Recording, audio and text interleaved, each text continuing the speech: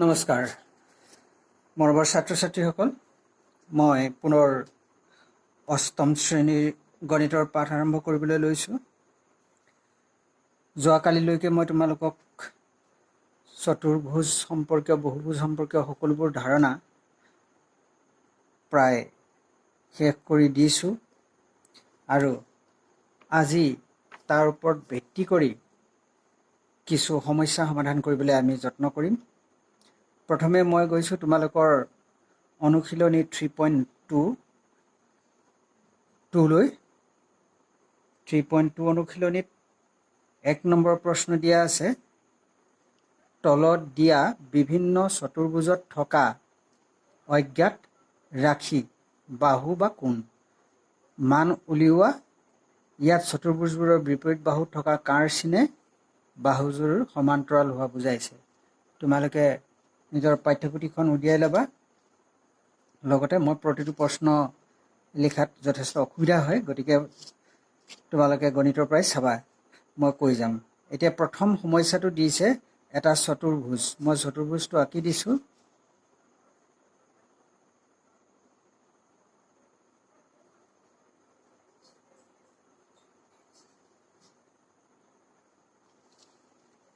এই চতুৰ্ভুজটোৰ এটা কোণ 80 ডিগ্ৰী এটা কোণ 75 ডিগ্ৰী এটা কোণ এ বুলি দিছে আৰু 110 ডিগ্ৰী এটা চতুৰ্ভুজত চাৰিটা কোণ থাকে চাৰিটা কোণৰ তিনিটাৰ মান দিয়া আছে গতিকে নিদিয়া চতুৰ্থ অজ্ঞাত ৰাখি এটোৰ মান উলিয়াব লাগে মই বেছি নিলিখিম সিধা সিধি লিখিম যে চতুৰ্ভুজৰ চাৰিওকোণৰ সমষ্টি 360 ডিগ্ৰী হয় এটো আমি সকলোৱে জানো গতিকে মই পোনছাতে এনেকৈহে লিখিছোঁ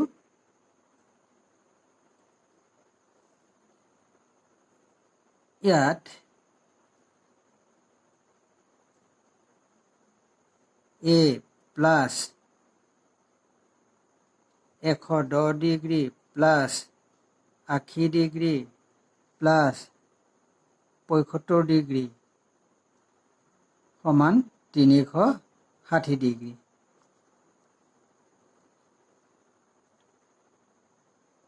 ইমপ্লাইজ a প্লাছ এই গোটেইকেইটা যোগ কৰিলে কিমান হ'ব 5 7 8 15 1 16 6 উকলিলে 1 1 2 360 ডিগ্ৰী ফালে থাকিলে পিছত আমি কি কৰিম a ইকুৱেল টু 360 ডিগ্ৰী বিয়োগ 265 ডিগ্ৰী সমান 10 পৰা 5 গলে 5 15 পৰা 6 গলে 9 95 মানে এৰ মানটো 95 ডিগ্ৰী হ'ব গতিকে ঠিক এটা সিম্পল সমীকৰণ আকাৰে আমি ইয়াক উলিয়াই পেলালোঁ আৰু শৰ্তটো কেনেকৈ পালোঁ যে ই এটা চতুৰ্ভুজ আৰু এই চতুৰ্ভুজৰ চাৰিটা কোণৰ সমষ্টিটো 360 ডিগ্ৰী বুলি আমি জানো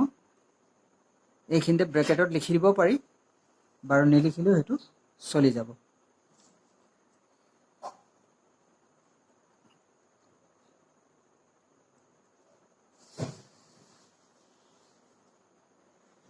এতিয়া 2 নম্বৰৰ চিত্ৰটোলৈ চোৱা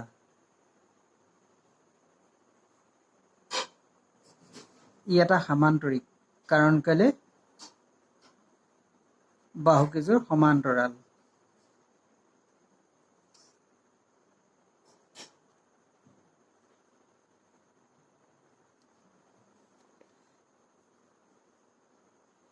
এটা কোণ দি দিছে 105 ডিগ্ৰী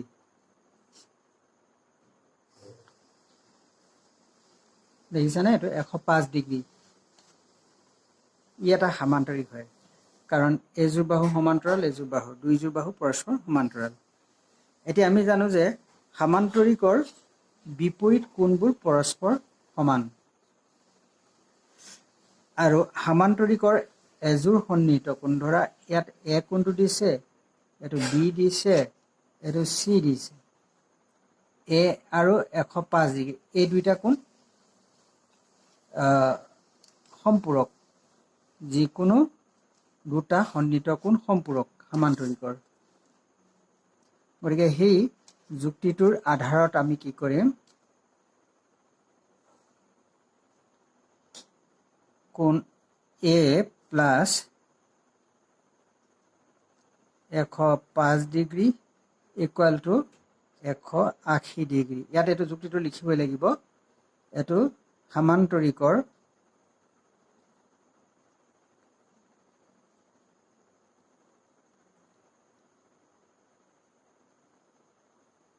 এযোৰ সন্নিহিত কোণ সম্পূৰক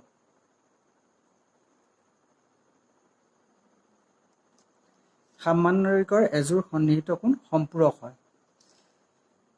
গতিকে ইয়াৰ পৰা আমি এ কোণটোৰ মানটো উলিয়াই ল'ব পাৰোঁ মই ইয়ালৈকে লিখিলোঁ 180 ডিগ্ৰী বিয়োগ 105 ডিগ্ৰী এইটো সোঁফাললৈ পক্ষান্তৰ কৰি লৈ গ'লোঁ কিমান থাকিব বাৰু 75 ডিগ্ৰী এইটো 75 ডিগ্ৰী ওলালে এ 75 ডিগ্ৰী মানে চি 75 ডিগ্ৰী কাৰণ সমান্তৰিকৰ এযোৰ বিপৰীত কোণ পৰস্পৰ সমান এটাকে C equal to a equal to 75 degree ইয়াত লিখিম সমান্তৰিকৰ বিপৰীত কোণ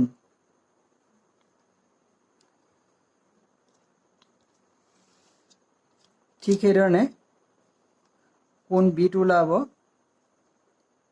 105 ডিগ্ৰী হ'ব লাগে এই কোণটোৰ লগত এইটো বিপৰীত কোণ একেটা কাৰণতে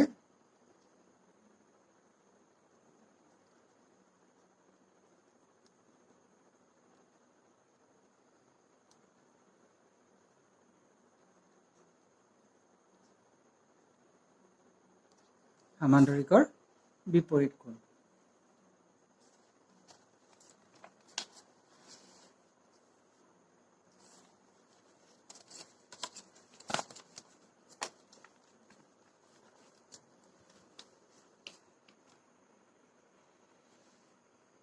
ঠিক সেইধৰণে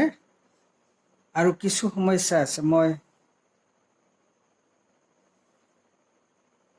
অলপ পিছলৈ মই যামগৈ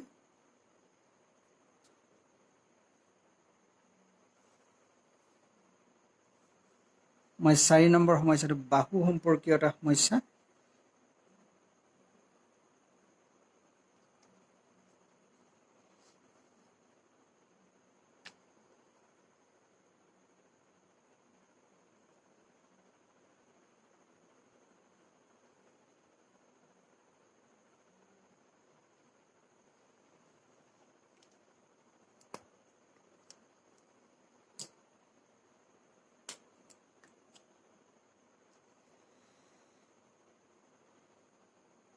এডালৰ সমান্তৰাল এডাল দিয়া আছে এডাল বাহুৰ সমান্তৰাল এডাল দিয়া আছে এডাল 9 এডাল টুৱাইজ বি প্লাছ 1 4 এ ইউ এটা সমান্তৰিক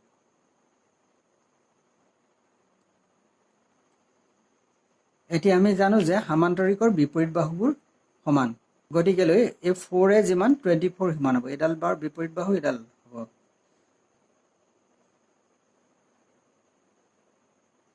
আমি প্ৰথমে লিখি ল'ব পাৰোঁ যিহেতু সমান্তৰিকৰ বিপৰীত বাহু সমান এই বুলি প্ৰথমেও লিখি ল'ব পাৰোঁ একো নাই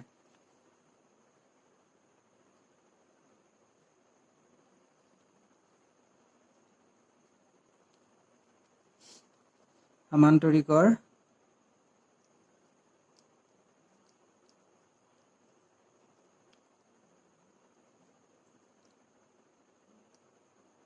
সমান এতেকে 4a equal to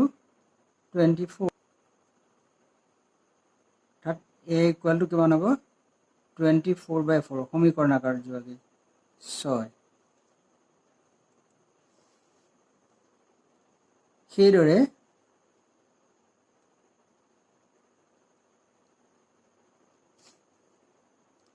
twice b plus 1 equal to 9 twice b equal to 9 minus 1 1 to কিফালে নি ললো আমি পক্ষান্তৰ 8 থাকিব b ভ্যালু তো কেনে কই লব 8 ডিভাইডেড 2 ইকুয়াল টু কিমান হ'ব 4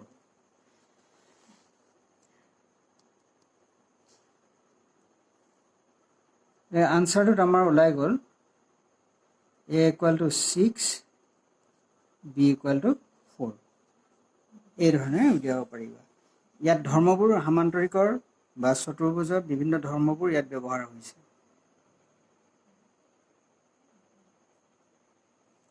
তাৰ পাছতে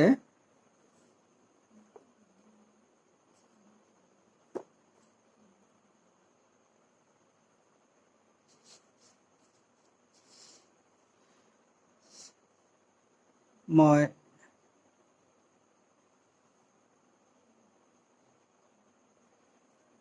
এটা আক্ষৰিক সমস্যা কৰিব বিচাৰিছো 2 নম্বৰটো বাকি সমস্যাবিলাক তোমালোকলৈ মই ৰাখিছো তোমালোকে কৰিবলৈ যত্ন কৰিবা আৰু নোৱাৰিলে মোক জৰুৰ সুধিবা এটা সমান্তৰিকৰ দুটা সন্নিহিত কোণৰ জোখৰ অনুপাত 4:5 এটা সমান্তৰিকৰ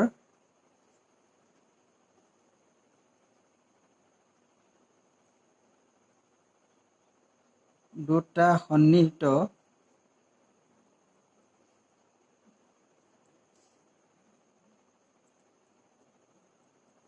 কোণৰ জোখৰ অনুপাত 4:5 হলে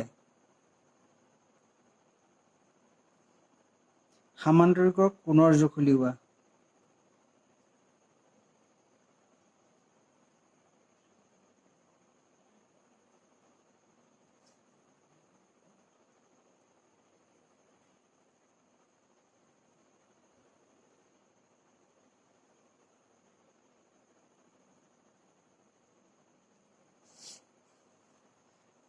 চিত্ৰটো আঁকিব লাগিব বুলি কথা নাই মই তথাপি বুজাৰ সুবিধাৰ্থে মই আঁকি দিছো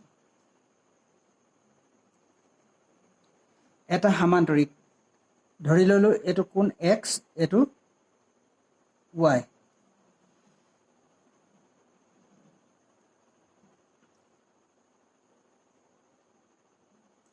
সন্নিহিত কোণ বুলি কৈছে x আৰু y সন্নিহিত গতিকে এই কোণ দুটাৰ অনুপাতটো আমাক দিছে কিমান 4:5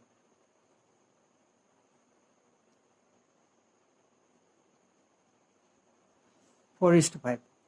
এতিয়া আমাৰ সন্নিহিত কোণ দুটা ওলাই গলে ইহঁতৰ বিপৰীত কোণ কিটা ওলাই যাব নিজে নিজে গতিকে আমাৰ প্ৰবলেমটো সলভ হৈ যাব এটো উলিওৱাৰ আমি জানো যে সন্নিহিত এজোৰ কোণৰ যোগফলটো সদায় 180 ডিগ্ৰী হয় গতিকে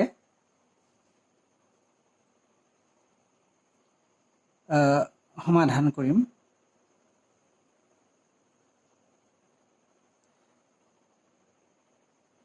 ইয়া সমীকৰণ আকাৰটো সমাধান কৰিব পাৰি প্ৰথমে মই সমীকৰণ আকাৰটোকে লৈছো বাৰু ধৰা হওক সমাধান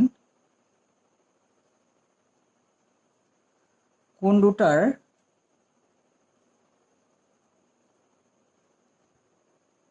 অনুপাত 4:5 তোমালোকে জানা যে ধৰা এটা 20 সংখ্যা আৰু এটা 25 ললো তাক আমি 4ৰে 5ৰে দুইটাকে হৰণ কৰিলে 5 4 গুণ 5 5 গুণ 4:5 পাম বা 30 ললো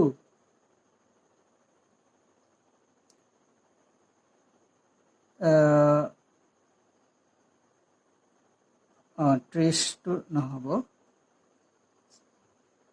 30 ললো 24 ললো 6 ৰে কাটি দিলো 6 4 গুণ 6 5 গুণ মানে আমি এই কোন কিটা কি প্ৰকৃততে নাজানো তাৰ অনুপাতটোহে দিয়া আছে এই অনুপাতটো উলিয়াওতে কোনটো সাধাৰণ উৎপাদকৰে ইহঁতক কাটিছিলো ইয়াত আমি কিমানে কাটিছো 24 ধৰা 24 টোক আমি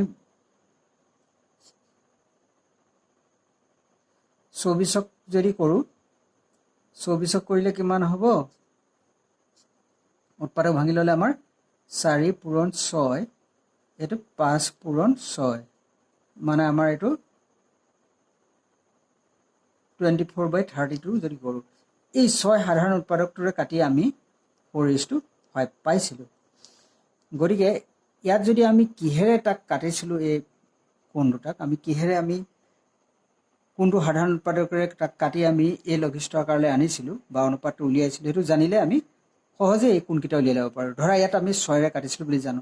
গৰিকে 6 ৰে 4 পূৰণ কৰিলে 6 4 গুণ 24 6 5 গুণ 30 হয় গৰিকে সেই সাধাৰণ উৎপাদকটো কিন্তু আমি এই ক্ষেত্ৰত নাজানো গৰিকে এটোক আমি তাত xx পূৰণ কৰি ললে বা কোনোবা এটা চলক পূৰণ কৰি ললে হ'ব ধৰা হওক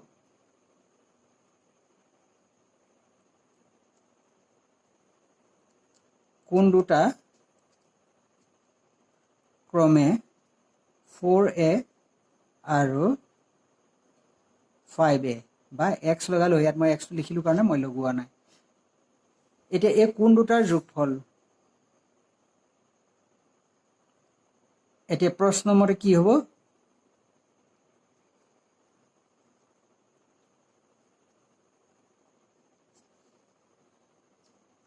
4a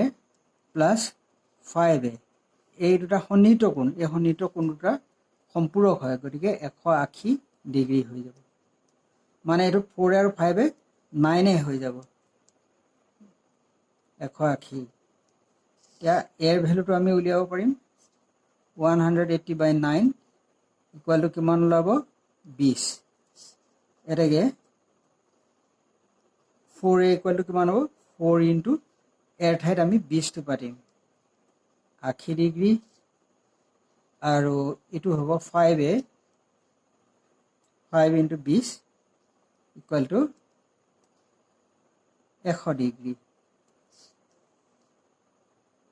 তেতিয়া হলে 80 বিপৰীত 80 এটাকে